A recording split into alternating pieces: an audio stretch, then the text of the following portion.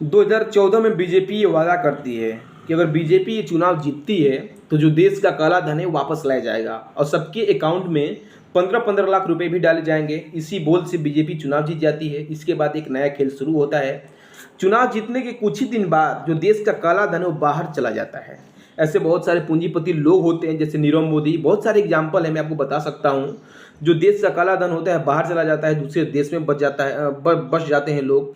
इसका मतलब ये हुआ, जब से बीजेपी सरकार बनी है काला धन आने की वजह काला धन बाहर जा रहा है।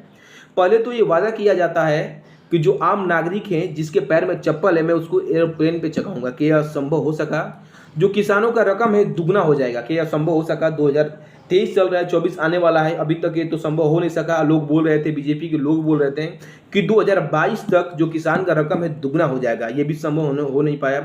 जब भी चुनाव का समय आता है लोग हिंदू मुस्लिम करते हैं, ऐसा क्यों?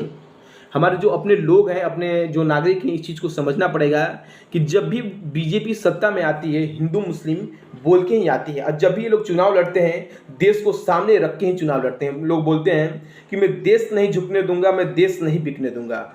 देश कहाँ तक बिकेगा, देश कहाँ तक झुकेगा, इसका फैसला करने वाले आप नहीं है। इसका फैसला करने वाले हमारे आम नागरिक हैं, हम हैं और आप हैं, सब लोग हैं।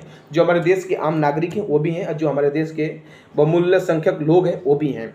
इसका मतलब ये हुआ कि जो किसानों का रकम भी फेल हो गया, जो लोगों को बोले थे कि जो गरीब लोग हैं उनके पैर में चप्पल होगा, ये भी फेल हो गया। जो जीडीपी का बात था ये भी फेल हो गया। अब मुद्दा आ रहा है कि अगर बीजेपी फिर से सत्ता में आती है तो जो भारत देश है टॉप 3 में देखा जाएगा। अब जो आम नागरिक है बीजेपी पे कैसे भरोसा कर सकती है?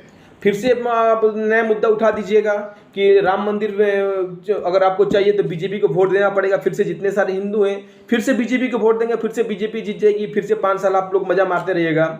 हमारे देश के जो प्रधानमंत्री हैं श्री नरेंद्र मोदी जी, उनके कानों में ये आवाज़ बिल्कुल ही सुनाई नहीं दे रहा है कि जो हमारे पहलवान हैं जो दिल्ली में धरना प्रदर्शन बहुत दिनों से कर रहे हैं, उनकी जो आवाज़ है उनके कानों में सुनाई नहीं दे रही है। हाँ, ये जरूर सुनाई दे रहा है कि जो ब्रजभूषण के खिलाफ आरोप लग रहा है ये सुनाई दे रहा है। जो उनके अपने लोग हैं उनके खिलाफ कुछ हो ना जाए ये सुनाई दे रहा है। अगर देश में एक छतरी है, छतरी से अगर पानी चूती है तो ये आम जनता पे पड़ती है। इस चीज़ को समझिए, आपको समझना पड़ेगा।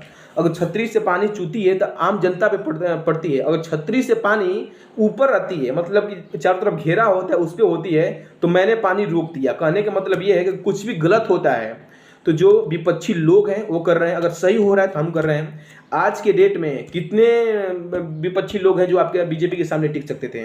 बहुत छोटी संख्या है, बहुत ही छोटी संख्या में जो विपक्षी लोग हैं आपके सामने टिक सकते हैं, बीजेपी के सामने टिक सकते हैं। लेकिन फिर भी आप लोग इस मामले में सक्षम नहीं हो पाए। इसीलिए 2024 में जो हमारे आम नागरिक हैं आपको सपोर्ट बिल्कुल ही नहीं करेंगे और बिल्कुल ही नहीं करेंगे। आप कितना भी जोर लगाइए, कितना भी झूठे वादे करिए बीजेपी के लोग, लेकिन जो बीजेपी के समर्थन हैं उनको भी इस चीज़ को समझना चाहिए। जो बीजेपी के समर्थन उनको भी समझना चाहिए कि जो ये जुमलाबाजी है बहुत दिनों तक नहीं चलेगा। ऐसा कितने दिन तक चल सकता है? इसी के साथ आपको ऐसा ही वीडियो चाहिए, ऐसा ही सच्ची समाचार चाहिए, ऐसे ही जो हमारे गली गुची के लोग हैं वो जागरूक हो जाएंगे तो बहुत अच्छा रहेगा।